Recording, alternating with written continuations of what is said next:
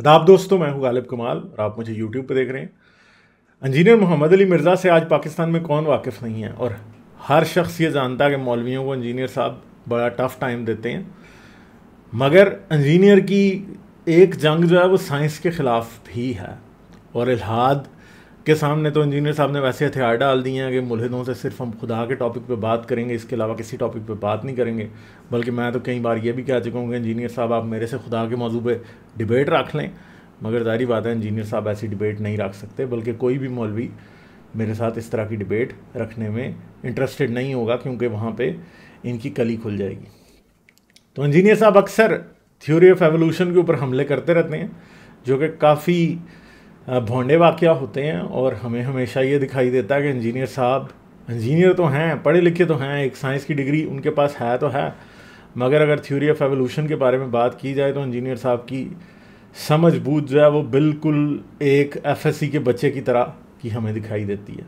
तो इंजीनियर साहब का एक क्लिप मेरी नज़र से गुजरा जिसमें इंजीनियर साहब ने एवोल्यूशन के बारे में कुछ दावे किए हैं। उन दावों की हकीकत को हम देखते हैं। पहले इस क्लिप को सुन लेते हैं, फिर इसके ऊपर हम डिटेल से की जितनी चीजें हैं ना एवोल्यूशन से रिलेटेड, वो एक अलग से टॉपिक है। उसको हम जो एवोल्यूशन का इशू है उसको इस एतबार से देखते हैं कि अगर कोई कहता है ना ये एवोल्यूशन हुई है और उसमें खुदा को बाहर नहीं निकालता, हमें कोई इतराज नहीं, जो मर्जी करते रहे, इसमें से कुछ निकलना नहीं। एवोल्यूशन को मानने से खुदा का डिनाइल नहीं होता। एक एवोल्यूशन तो हम मानते हैं ना कि 8 से 1000 साल पहले का इंसान इतना जहन नहीं रखता था कि वो बोइंग 747 बना ले।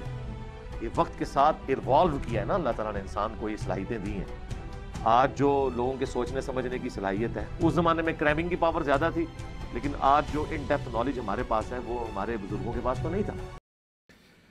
तो इंजीनियर साहब ने ये कहा इस वीडियो में कि एवोल्यूशन को कोई मानता है तो कोई मसला नहीं है, इससे कुछ हासिल होने वाला नहीं है। अगर वो ये मानता है कि खुदा है और एवोल्यूशन खुदा ने की है तो फिर कोई मसला नहीं है। तो चले इंजीनियर साहब, इस बात को ज़रा अगर एनालाइज किया जाए कि कोई शख्स ये माने कि एवोल्यूशन जो है वो खुदा ने की है, तो क्या आप किस किस्म के खुदा को मान रहे हैं? जिस किस्म के खुदा को आप मान रहे हैं, अगर आप ये मानते हैं कि उसने एवोल्यूशन के थ्रू इंसान को और ज़मीन पर रहने वाले तमाम जानदारों को पैदा किया, तो वो खुदा आपका अल्लाह तो नहीं हो सकता। अल्लाह तो एक ही जिस्म में सब कुछ बना देता है। अल्लाह तो कुन फयाकुन से चीज़ें पैदा करता है। तो फिर आप ये कैसे कह सकते हैं कि अल्लाह जो है उसने एवोल्यूशन के थ्रू इंसान को या ज़मीन पर रहने वाली ज़िंदगी को पैदा किया? क्योंकि ज़मीन पर तो ज़िंदगी पिछले 4.6 अरब साल पहले ज़मीन बनी, और तकरीबन 3 अरब साल पहले ही हमें माइक्रो ऑर्गेनिज़म्स की लाइफ के सबूत मिलते हैं। फिर सिर्फ यही नहीं, तकरीबन 54 करोड़ साल पहले ज़मीन के ऊपर मतलब हमें ये मिलना शुरू हो जाता है कि ज़िंदगी हमें जानवरों की शक्ल में दिखाई देती है। और 6 करोड़ और 40 लाख साल पहले हमें डायनासोर दिखाई दिए, जो कि एक एस्टेरॉयड जो कि गल्फ़ ऑफ मैक्सिको में आके लगा, उसकी वजह से एक्सटिंक्ट हो गए। और हम आपसे ये सवाल करते हैं कि डायनासोर, अगर अल्लाह कुन फयाकुन से चीज़ें पैदा करता है तो उसे डायनासोर्स को पैदा करके मारने की क्या ज़रूरत थी? क्या अल्लाह के लिए ये इम्पॉसिबल था कि वो सब चीज़ें कुन फयाकुन से वैसे ही क्रिएट कर दे जैसे बाइबल या कुरान में लिखा गया?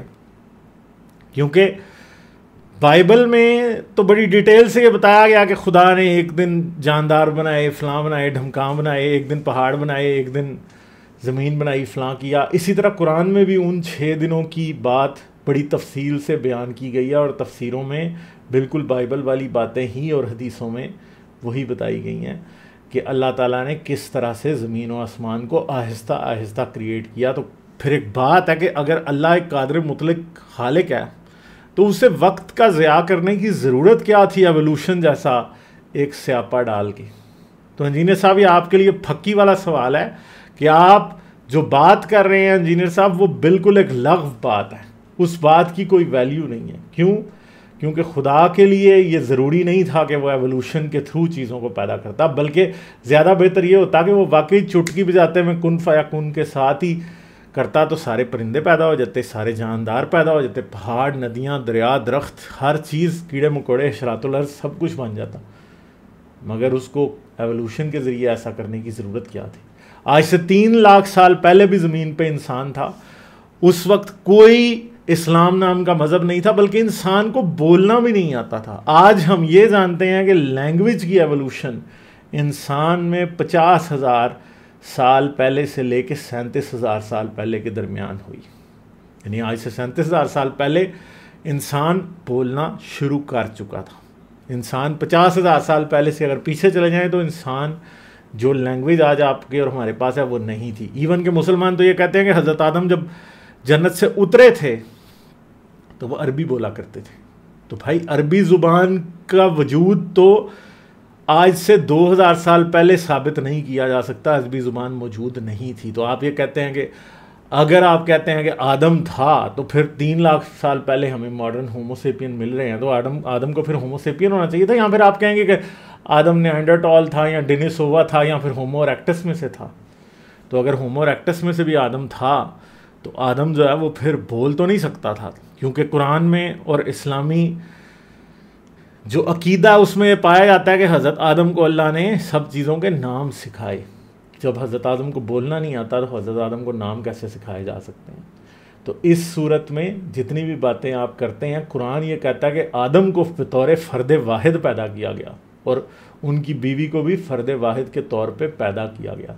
मगर इर्तिका या एवोल्यूशन में इस बात की कोई गुंजाइश कहीं भी दिखाई नहीं देती।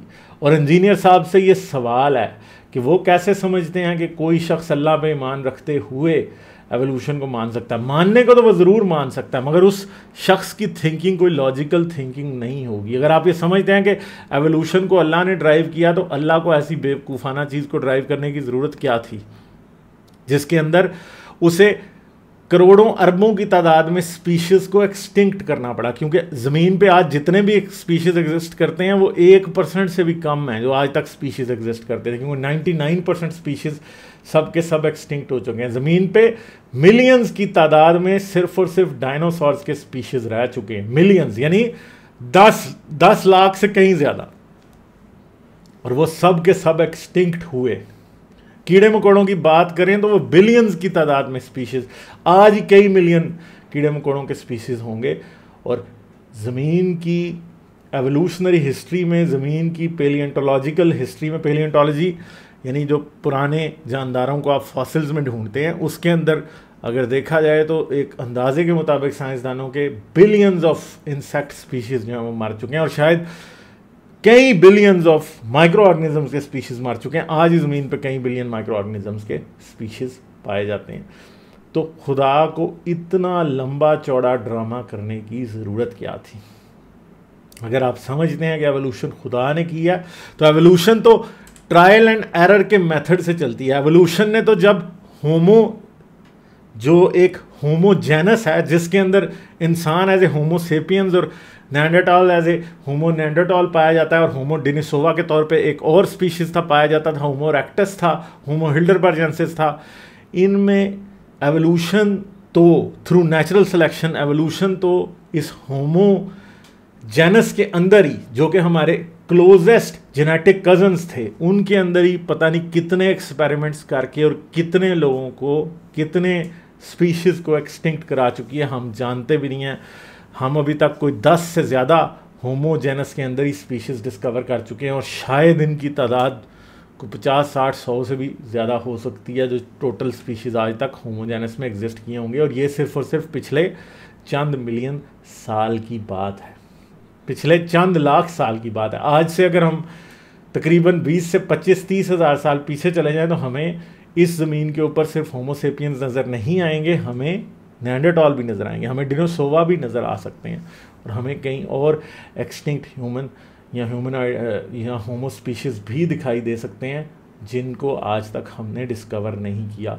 तो खुदा को ऐसा करने की क्या ज़रूरत थी कि कई ऐसे स्पीशीज़ बनाए और उनको एक्सटिंक्ट करा दे? और खुदा को हमें आज खुद, अगर खुदा ने ऐसे स्पीशीज़ बनाए थे और खुदा ने ये कहा कि तुम अशरफुल मखलूक़ात हो, तुम इंसान हो, मैंने तुम्हें ही बनाया, फ़लाँ एंड ढमकाँ है, ये है वो है, फरिश्तों से अफजल तुम्हें बनाया।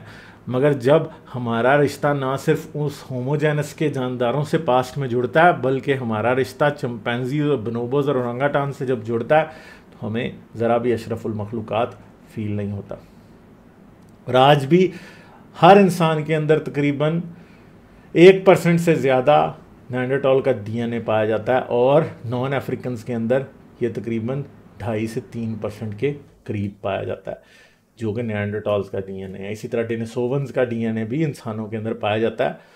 तो ये सारी चीज़ें जो हैं, इनको अगर आप देखें तो आपको अच्छे तरीके से अंदाज़ा होता है कि एवोल्यूशन जो कि एक ब्लाइंड प्रोसेस है, जो कि नेचुरल सिलेक्शन के थ्रू आगे बढ़ता है, रैंडम चेंजेस के थ्रू आगे बढ़ता है, मगर सिलेक्शन जो है वो इन्वायरमेंट करती है। इसलिए ये थ्रू नेचुरल सिलेक्शन होती है। जैसी इन्वायरमेंट होती है उसके मुताबिक जानदार बदलते हुए चले जाते हैं और उनको बदलने में लाखों साल लगते हैं। इंजीनियर साहब और हम अगर आज बैठ के ये इमेजिन करने की कोशिश करें कि हमारे एंसेस्टर्स, तो हमारे जहन में हमेशा पिछली 1 सदी 2 सदी 1000 साल 2000 साल आते हैं, मगर ये याद रखेंगे आपके और मेरे एंसेस्टर ज़मीन पे पिछले अरबों साल से मौजूद थे, लाखों साल से मौजूद थे, कई करोड़ साल से मौजूद थे।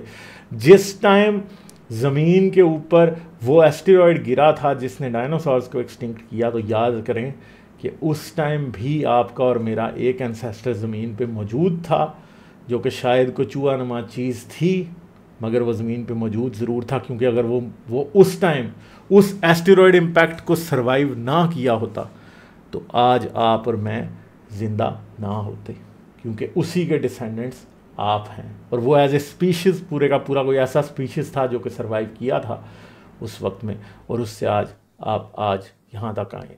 जब टोबा वोल्केनो आज से तकरीबन 80,000 साल पहले इरप्ट हुआ था, जब इंसान ज़मीन के ऊपर तकरीबन 5,000 साल से भी कम रह गए थे, तो उस टाइम आपका और मेरा सबका कोई ना कोई एंसेस्टर किसी जगह ज़मीन पर ज़िंदा सलामत ज़रूर मौजूद था, जिससे आगे आप और मैं चल रहे थे। उसे बोलना नहीं आता था, उसे कुछ करना नहीं आता था, मगर वो मौजूद ज़रूर था।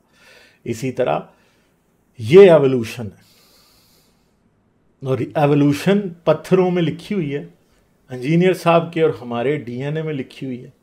हर मुल्ला के डीएनए में एवोल्यूशन का एविडेंस मौजूद है, जिसको हम बारहा इस चैनल पर डिस्कस करते रहते हैं, और आप इसको जानने के लिए इस चैनल को ज़रूर देखें। तो चलें, आपको उम्मीद है वीडियो पसंद आई होगी। जाने से पहले इस वीडियो को लाइक कर दें, चैनल को सब्सक्राइब करें, ऑल नोटिफिकेशन ऑन करें, ताकि आने वाली तमाम वीडियोस के नोटिफिकेशंस आपको मिलते रहें। इसके साथ साथ आप इस चैनल को पेट्रियन पे सपोर्ट कर सकते हैं। ये चैनल आपकी पेट्रियन पे प्रोवाइड की जाने वाली सपोर्ट की वजह से चलता है। अपना बहुत सा ख्याल रखिएगा। मैं आपसे मिलूंगा अगली वीडियो में। लाइक, शेयर और सब्सक्राइब करना मत भूलें। इसके साथ साथ आप मेरे चैनल को पेट्रियन पर सपोर्ट कर सकते हैं। पेट्रियन का लिंक वीडियो की डिस्क्रिप्शन में है।